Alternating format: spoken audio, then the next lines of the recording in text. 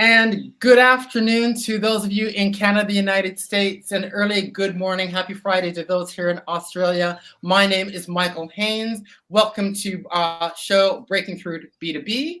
I'm Michael Haynes, a business growth specialist who focuses on working with small and medium B2B professional service firms, such as accounting, technology, and law firms. Really excited for the conversation I'm going to be having today with our guest, Matthew Linsman. He's a recruiting talent specialist based in the US. Matt, hello. How are you? So good to have you on the show today. It's awesome to be here. Thank you so much for having me. I'm so excited for our conversation. So yeah, really looking forward to this. Really quickly, those of you watching on recording, hello.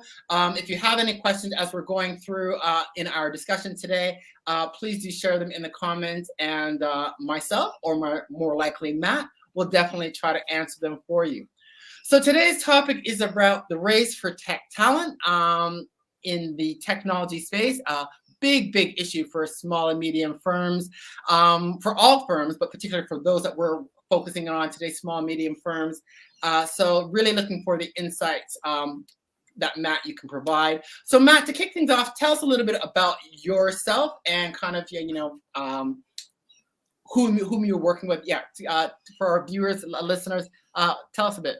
Yeah, absolutely. So I've been in the recruiting space for 8 years now, 6 of which are specifically in the IT and engineering space. About a year ago, I jumped out on my own and really delved into the startup to mid-size niche. So as small as founder, co-founder looking for that first employee, all the way to that 300 to 400 employee space, to really help them with this battle that is going on for talent, to help them find the right fit, to make sure that they're looking at the right things, that they're going about it the right way. Because, making the wrong hire can really cost you if you make it at the wrong time. So really want to, and looking to be the resource in this space, because it really is a minefield when it comes to finding talent in 2024 and beyond. So, yeah. Awesome. So Matt, to kind of kick things off, what are some of the types of hires? What are you seeing the needs, in looking at, some of the small, medium tech firms, some of the, scaling up firms? What are some of the talent requirements that you're seeing that these companies are looking for right now? It's the biggest thing right now, which should be, I think, obvious to everybody, is the whole AI craze.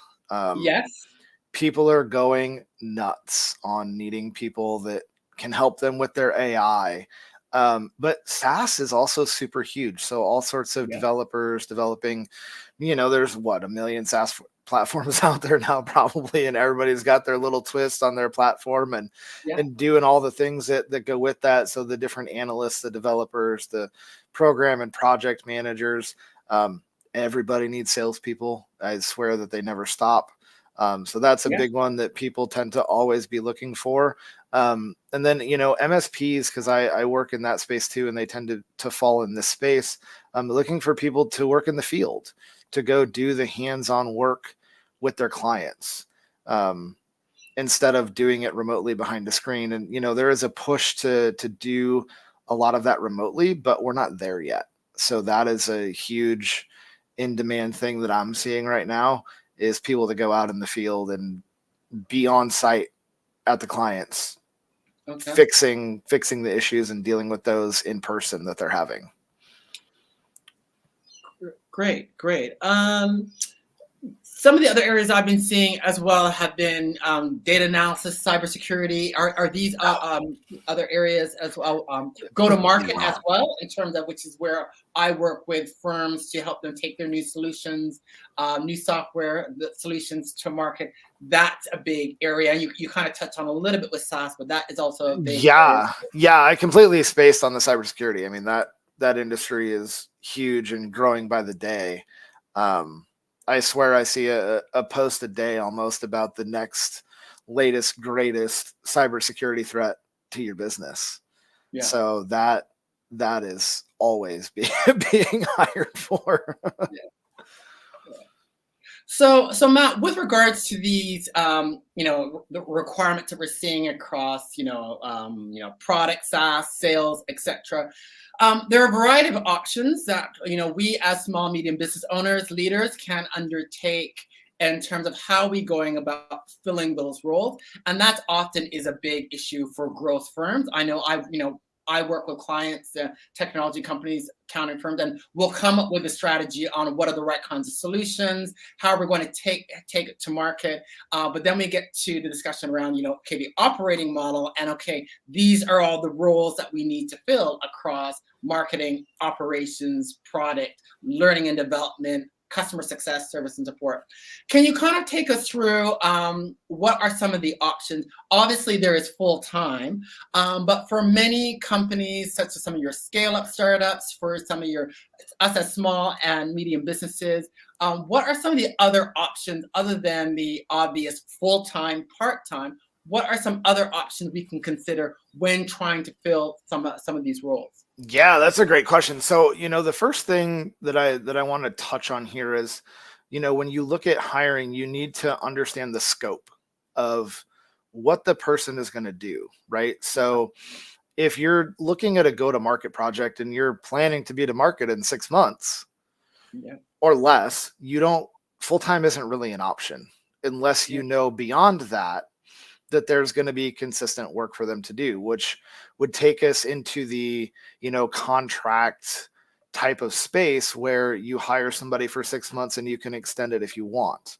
But it can be prohibitive to businesses in this space because of the overhead that the staffing companies have to take on to provide the benefits, to provide the PTO, to provide the things that that person needs to feel safe, right? So when I talk to people here in the States, because I have 3 or 4 buddies of mine that work specifically in that space, and their markup right now on the hourly rate is somewhere between 70 and 80%.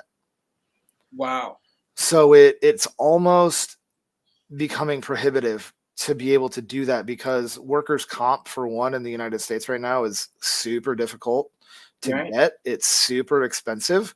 I'm not quite sure what's driving that. I'm not hip to what's going on there. But I was just having a conversation with my closest buddy that's in that space a couple weeks ago, and he was like, it's ridiculous. If you don't have it already, it's pretty difficult to get. So it is an option, but the budget needs to support it. Right. So I would look at that as a short-term strategy, right? Probably you need somebody for like 90 to 120 days. Right. Because it's going to suck your capital. It's really going to be expensive. And I know we're going to get to this in a second, but I'm going to go there now because fractional would be the other thing that you could consider depending upon the level of the role that you need. Right. Okay, so Matt, I'm going to interject there. Yep, for you. You're good. Is a topic that has been hot and coming up. Can you, for the benefit of our viewers watching live, for those in recording, what exactly is a fractional, and how does a fractional differ from just being someone on a contract or in an independent contractor? If you can kind of take us through that, I think that would be very useful. Yeah, 100%. I should have started there.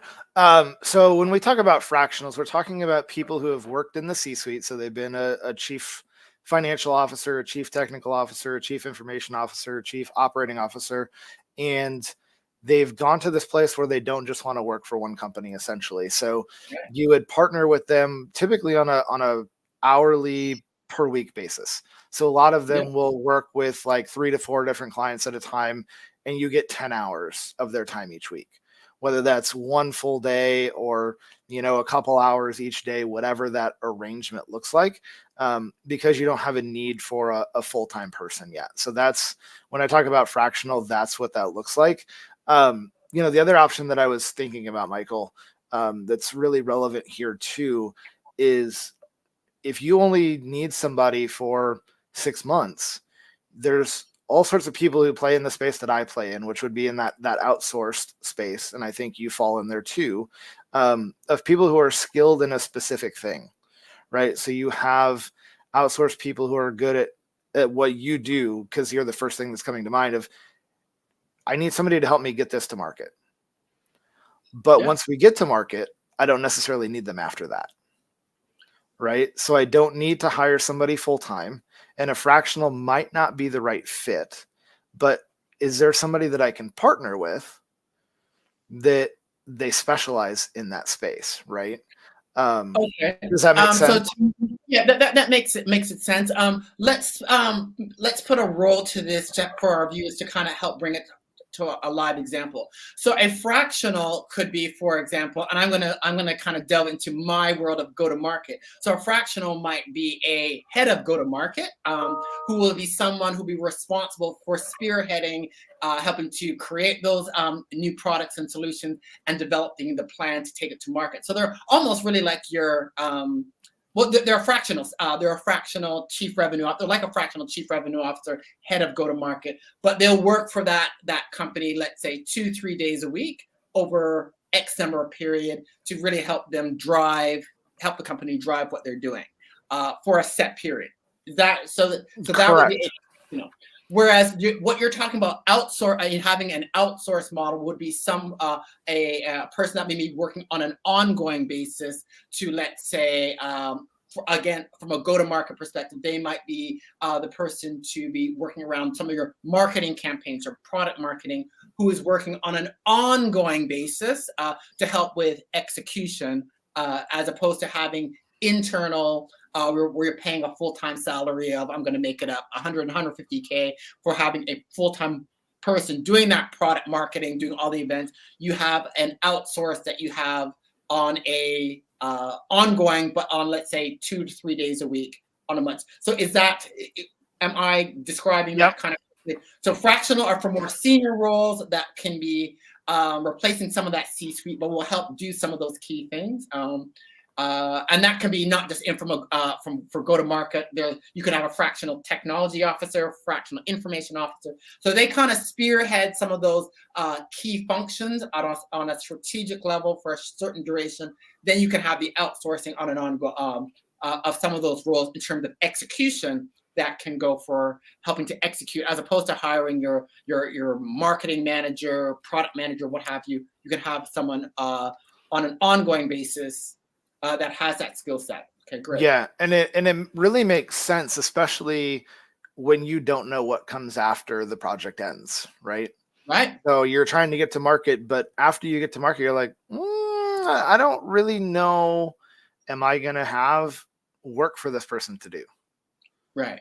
Right. So you bring them in because you can always extend them, or you can keep them on until you find the person that you want full time, because you've determined that, oh, wait, this is really a long term. I need somebody on a more permanent basis to do this. But you didn't know that until you got 6 months down the road. Right. Okay. Okay. So, so another way to think about this again, Matt. So, in terms of some of the ongoing, in terms of some of the ongoing activities you might use for the outsourcing, but where you need that leadership around some of those functional areas to really spearhead, then you might want to be looking at the fractional. I've got a question here from Matt, another Matt, asking, what size of companies do you see the most demand for hiring right now? That's Matt Zimbrowski. Hi, Matt, asking you, our talent specialist. Yeah, what size of companies are you seeing the most demand? That's a great question, Matt. First of all, thank you for asking it. I think, because especially in the tech space, right? And I focus mostly in the US. So when you think of tech hiring, you're thinking of the FANG companies, right? Doing the hiring. So you're thinking of your Microsofts, your Amazons, your Googles, your Metas, your Salesforces, but they're not hiring at the volume that they've hired at before. In fact, they're laying off more people than they're hiring for the vast majority of them. So when you look at who's doing the most hiring right now, it's startups that just got funded and they need to go grow. It's the companies in this mid-sized space, and that definition is up for interpretation, right? Because some people are like, well, small is still 300 people, and I'm like, no, you're in the mid-size there, You're right? mid-size, yeah. So somewhere in that 300 to somewhere between 5,000 and 7,000 employees probably is where the vast majority is happening right now, because they didn't most of them were fiscally responsible during COVID. They didn't, spend like drunken sailors, like the Microsofts and the Amazons and the Googles of the world did by hiring people at an unsustainable pace that they didn't actually have stuff for long term. Yeah. Yeah. And Matt, I would have to say I concur with your observations, because I would agree, from working with clients in here in Australia, but in Canada and the US as well. A common theme, it seems, around your growth companies. So your funded startups, your scale-ups, and then your mid-market organizations are doing a lot of hiring. And I would define your mid-markets, I tend to define them, if they're larger than 200 plus, you're falling into mid-market, because you have your growth ambitions, the initiatives you're taking, your org structure is getting into that next level from your typical smaller SMB, SME. So really, I would say as well, it's your funded startup, scale-ups, and your mid-markets, all of which are looking to grow, and they require certain skill sets, certain capabilities when they're looking to grow and expand, and they know the operating model that is going to be required to execute, to expand, whether it's locally, internationally, and how do they, they're the ones that need to fill some of those gaps at a both senior level for some of those functional areas around some of those key areas, products, marketing, operations. So that's where the fractionals may come in to spearhead those key roles, as well as, the ongoing implementation, execution, where you might want to be doing some of that outsourcing that you just talked about. Yep. 100%. Couldn't agree more. Okay. Next question for you, Matt. I'd love to get your insights. So, often with tech companies, there's often we're focusing on the hard skills. Do they have the abilities around using certain, tech stacks, certain solutions, certain methodologies? But there's also a need now, which I've seen from talking to clients, from a lot of the research, as well, that it's not just the technical skills, but it's what they're calling the power skills, in terms of collaboration, being able to work in teams, problem solving, some of those data analytical, some of those analysis skills. How do if I'm a SMB leader and I'm looking to do some of these hires, how can I go about making sure that I'm hiring someone not just with the technical skills, but someone who has those communication, teaming, problem-solving skills, which is often required when you're working on projects that are cross-functional, both internally, or if you're, let's say, an IT consulting firm and you're also working with your clients in a cross-functional capacity. How, Matt, can you give us some insights and tips on how can we make sure we're hiring not just a person who's a genius around AI, automation, data analytics methodology X, but also are going to be able to interact with teams with different people who have different skill sets and different personalities? How can we go about making sure we get those right hires and get it right the first time? Well, first of all, that is such a loaded question, and I'm so happy that you asked it. So I think, first of all, you have to know your company, right? And have an established culture and know the types of skills that fit in your culture and where you're trying to take it, right? And how do you want your teams to interact with each other? How do you want your employees to interact with each other? How do you want your employees to interact with your manager, right?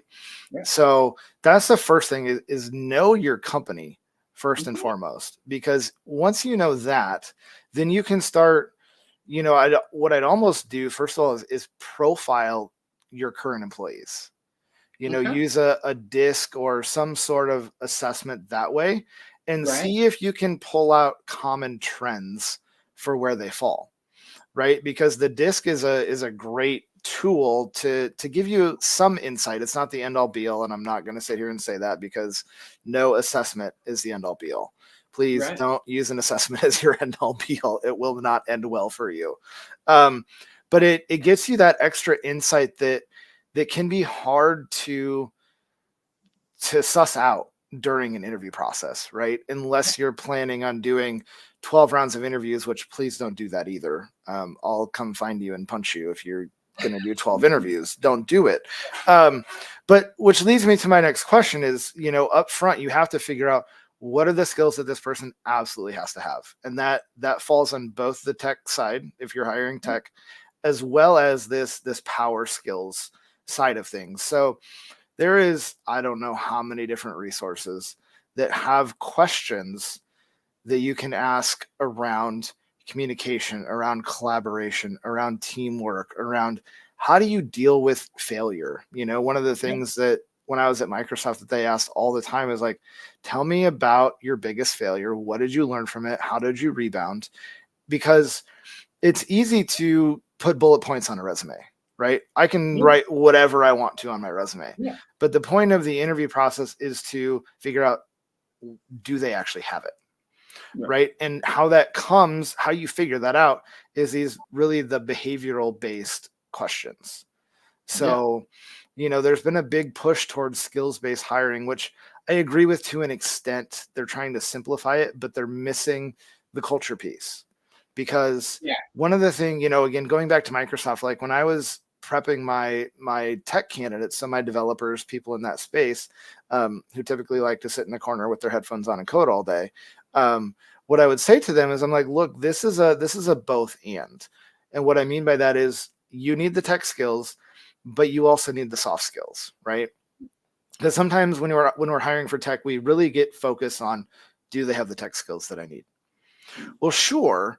But if all I did was hire people based on tech skills, what I'm likely to end up with is great coders who don't get along with each other. Which means that they're going to accomplish next to nothing because they're just arguing with each other all the time. So it's figuring out, how do you handle conflict between your team?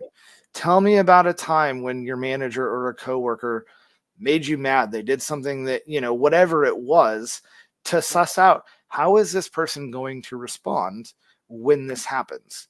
And, when we get in these spaces, what I ask my clients to do is ask candidates questions that are realistic. So draw based on what's happened in the company and what's coming down the pike.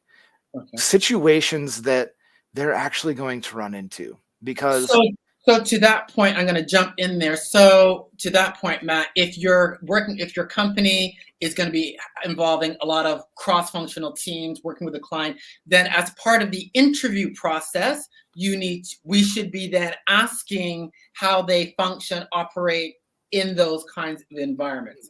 100%. Yeah. So, and looking at, having the tech people talk to the non-tech people, right? A lot of times what you actually need is somebody who is techie, but can make it non-techie for people, right? And they've done it and they know the ins and outs of it, but they can break it down. Like, talk to me like I'm 5. Right? Because that's essentially what you need. But if you ask your lead developer to be the mouthpiece to the non-tech people, it's not going to work. Right. Because typically they're so deep in the tech that they can't explain it to the non-tech people so that they actually understand it. So it's things of that nature. And again, going back to when you decide that you need to hire someone, what are the things that they absolutely have to have?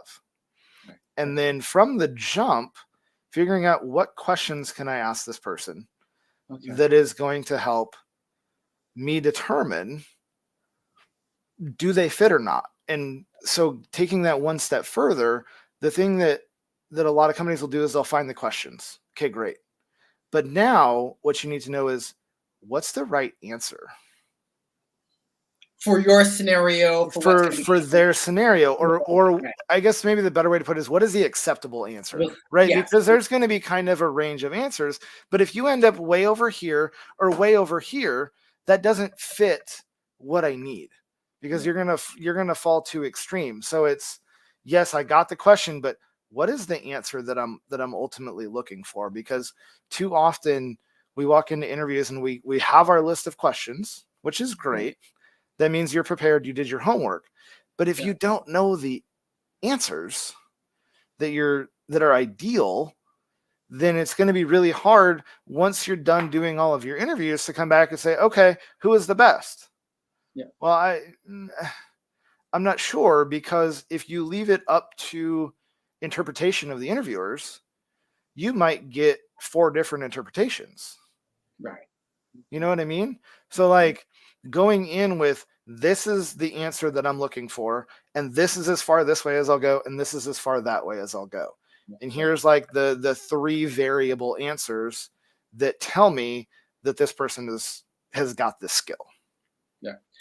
But it also sounds like, Matt, in terms of thinking about the skills, we need to be thinking in terms of what does our organization need, given who we're hiring for, what we're doing. We need to be thinking about technical skills and those power skills in terms of holistically, what do we need and what is going to be acceptable given the culture of our organization versus the nature of what the work is involved. So to be thinking holistically around what's acceptable and what's required, and not just being siloed around the technical, but thinking technical and those power skills. 100%. I want to say one more thing here. And we talked about this a little bit before we went live, but it's really hard to train soft skills. Yeah. It's really hard to train soft skills. Like, it's not something like a tech skill that they're a little bit under where you want them to be, that you can add to their ramp. Yes. And have them be efficient and effective enough by the time their ramp is done that you're like, hey, this person can do this job. But if they come in and they've for whatever reason, as an example, never dealt with conflict, and you know that you're going through this spurt, your organization is changing, right? Because this is something that when companies get in this growth mode, they forget that the dynamic that they currently have is going to change.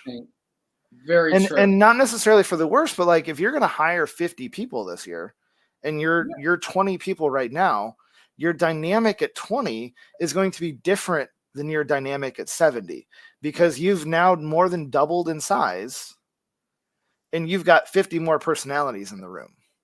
So Matt, that's a great point that you're raising, and because that really opens up a whole other potential topic around the need for change management. Because as you develop the strategies, and I see this all the time with clients that I work with. Okay, we've developed the strategy of how we're going to grow, what clients we're going to go after, what are the solutions we're going to offer, how we're going to acquire, attract them, and retain. But there is that element that, okay, the organization's much bigger because you've got more people, sometimes expanding into new cultures, new ways of working and doing things, that we need to take this account. So, Matt, it sounds like what you're saying is there needs to be a lot of upfront thinking and planning in terms of when we're looking to bring people on. We need to be thinking really holistically across some of these dimensions around not just tech, but some of these power people, these other requirements, and really that holistic thinking upfront is really going to be quite key to be making sure we get the right people and being able to retain them.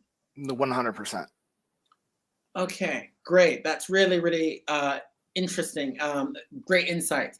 One of the things I'd like us to talk about is this notion of remote working, because I think that comes into play in terms of as part of the assessment criteria of who we need to be bringing on in terms of technical skills, power skills. There is this whole situation around the remote. Where's the balance, Matt? Because I've talked to, as I said to you before we went live, I was working as an interim head of go-to-market last year for a fintech, and the MD was adamant that, doesn't believe in working home. You need to be in the office. Whereas in the flip side, here in Australia, I'm talking to colleagues, leaders of small, medium businesses in Melbourne, who they're having a hard time if they're even offering to say, to candidates, okay, I'd like you in the office 2 days a week. In many cases, people are like, not interested, despite how many zeros and the dollar sign. What's the balance? What is the view, given where we're now in that post-dreaded C word, we're in that, we're behind all of that. In this environment now, where's the balance? Particularly, and we're obviously talking for roles where, remote working is feasible. What's the balance? We've got, like I said, my MD from the fintech who's like, no, work means you come into the office where we can be in the same room, we can get in, collaborate, and it's all in person. Versus you do have some candidates who are like, if I have to come in more than once a week or sometimes once a month, once a quarter, I'm not. what's the balance? Can you give us some insights on, and where should leaders of us, leaders of SMB firms, what perspectives should we be considering as part of our hiring processes when we're looking to bring in the skills and people we need to grow our firms? What's about what's some perspective we need to be having with this? Yeah, your second loaded question in a row, but it's one that we have to discuss, because right now what's happening is a disconnect between the people that you want to hire and you. Right? To your point, we're really still, a lot of companies have gone back to the space of, you have to be in person, right? Mm. I won't take you if you're not in person. Mm. Well, there's a number of things that happens when you demand that somebody be local. The first thing it's doing is it's limiting your talent pool severely.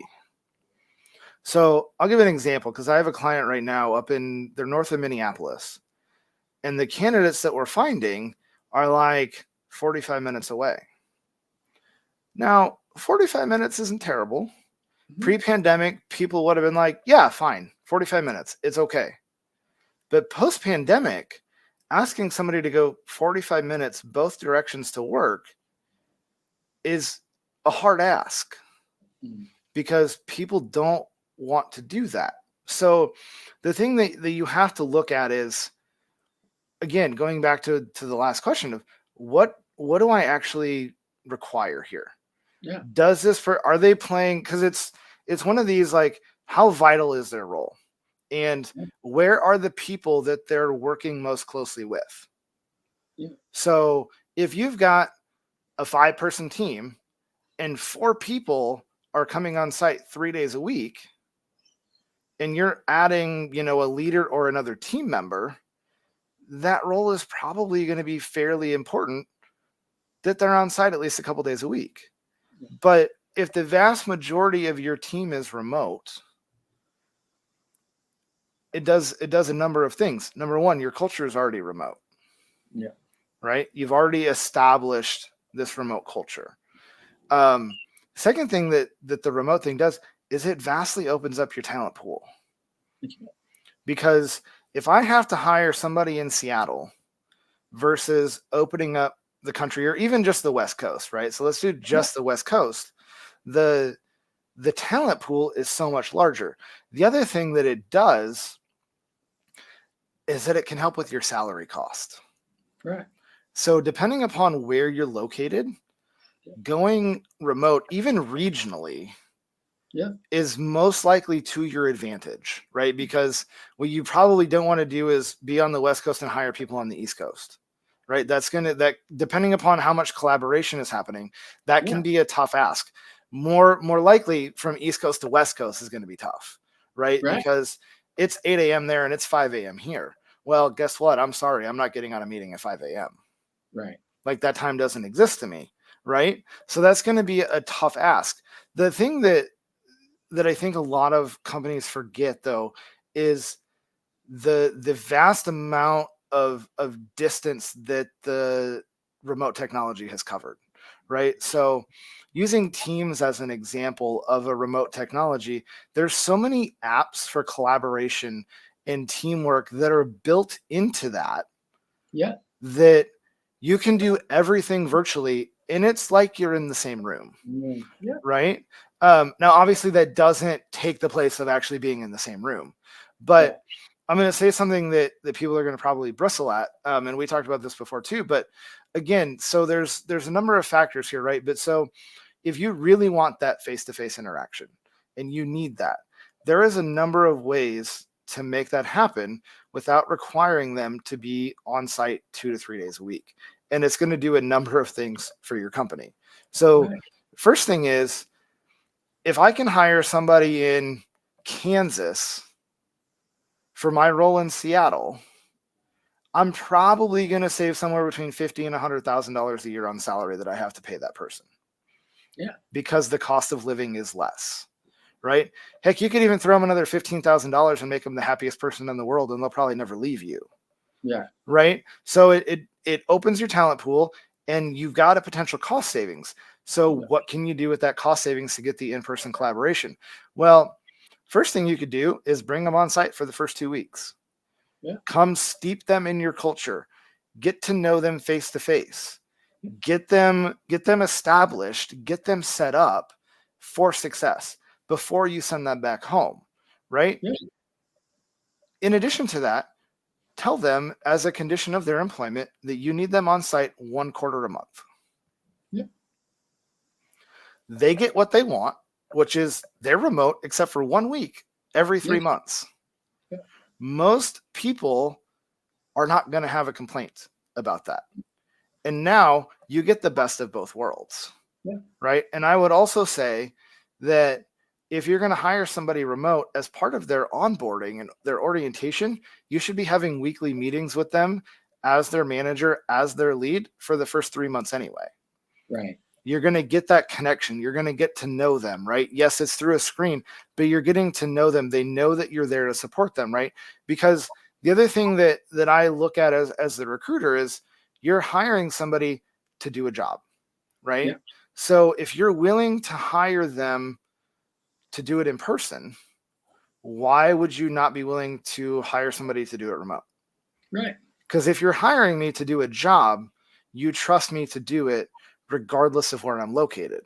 Yes. Right? So people will argue, well, I can't keep enough tabs on that person. Why not? There's all the technology in the world that exists if you wanted to go that far to make sure that they're doing their job. But like at the end of the day, if they're not doing their job, you're going to know super fast that they're not doing their job. It's not going to take you 6 months to figure out, oh, this person is not doing their job. You're going to know at 90 days, if not sooner, that they're not the right fit. They're not doing their job. But like, and it's the same thing, I think, with the hybrid mindset, right? Because companies really struggle with this too. Like, well, I want you on site 4 days a week and remote 1 so that I can keep an eye on you.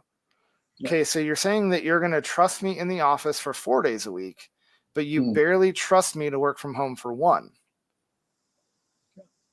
Does that make sense? Because it's like, again, you're hiring me to do a job that you vetted me for, that you qualified me for, that you then decided I was the most qualified for, but now you're going to put a rope around me and keep me close to you so that what, you can come stand over my shoulder and micromanage me because I'm in the office and you are too? Like that doesn't make any sense. If you really want to keep tabs on people, have a weekly or a bi-weekly one-to-one with them. I mean, I would argue you should be doing that regardless. I was just going to say exactly that. But it, you know, and because you look at the flip side of this of, okay, I need somebody here. Well, what if you can't find somebody local? Yeah. Now you have to go find somebody that's willing to move and then move them. Well, I don't know if you've looked at the price of everything lately, but it's stinking expensive, man. Yeah. It might cost you $30,000 to $50,000 to move somebody. Okay, great. So you have me where you want me now, but what if I'm not the right fit? Yeah. And 6 months later, you have to let me go. You just invested $150,000, $200,000 in me, and 6 months later, you have to start over. So if you can wrap your, I'm going to say this and I'll shut up. Purpose of the conversation. Yeah. So going back to the first thing that I was talking about the fly them in for 2 weeks, have them be on site, get them steeped in your culture, and then bring them in quarterly. If you do that way, instead of forcing somebody to reload who probably really doesn't want to reload to begin with, you could do that for the next decade and not spend as much money as you did to reload them at the beginning. So you preserve your capital, you preserve your cash flow, and also, again, you're probably paying them less than you would to have somebody where you want them anyway. Because if you're working in some remote region, you're going to have to find somebody who's remote or reload them anyway. So go find somebody in that region and hire them and save yourself $50,000. So Matt, this conversation has been fantastic. I think kind of to recap some of the key takeaways that I've gotten from this, which I'm sure the viewers have and listeners who are listening or watching on recording, are a few things. One, we need to be thinking holistically around our talent requirements, thinking in terms of technical skills, those power/soft skills, and also the requirements in terms of, from a location standpoint, what is it that we really require, and doing that clear upfront thinking of what is really needed across all of those dimensions is very important. In terms of some of the things that we really need to be doing. I think about given the scenarios and then asking the appropriate questions in terms of the selection when we're talking around the technology and the soft skills, making sure we ask the right questions reflective of the environment and situations we're going to be involved in.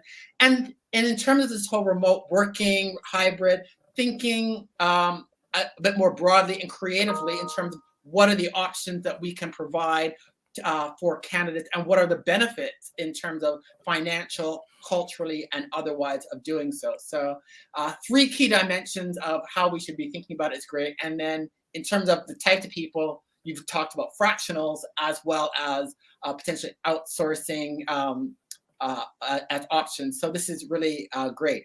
Any final last words, Matt, from you in terms of do's or don'ts and the whole finding, hiring, retaining that you want to share before we conclude?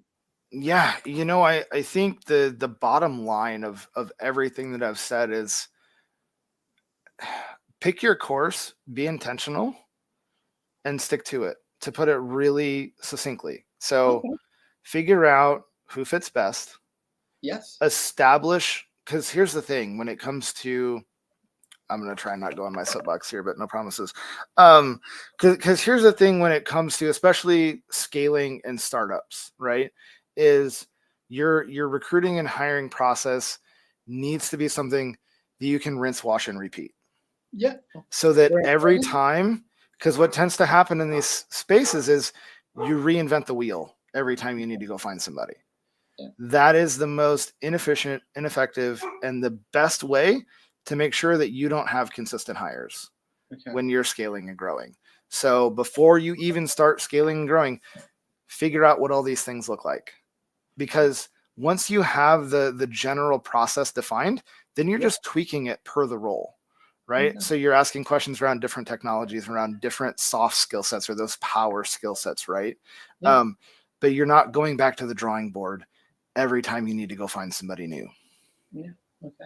Great. So that upfront thinking and planning and thinking across those elements of technical, soft skills, power skills, as well as location, planning that out, having a process will be valuable.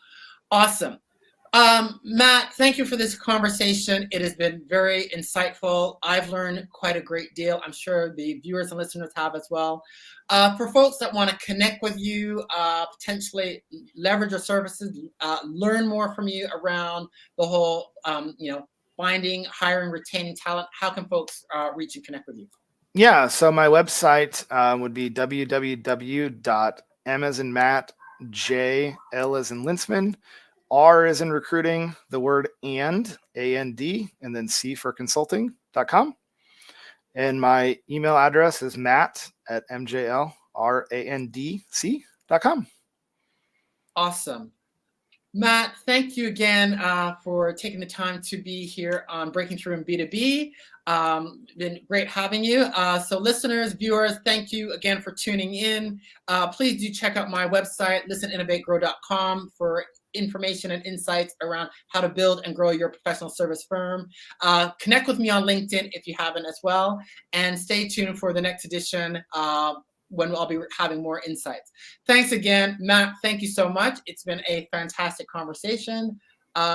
Great to have you. And we're definitely going to have you on again to continue discussions around some of these people elements, which is the enabler and essence of strategy. So thank you so much. Thank you so much for having me. I'm looking forward to coming back again. Definitely will have you. Thanks.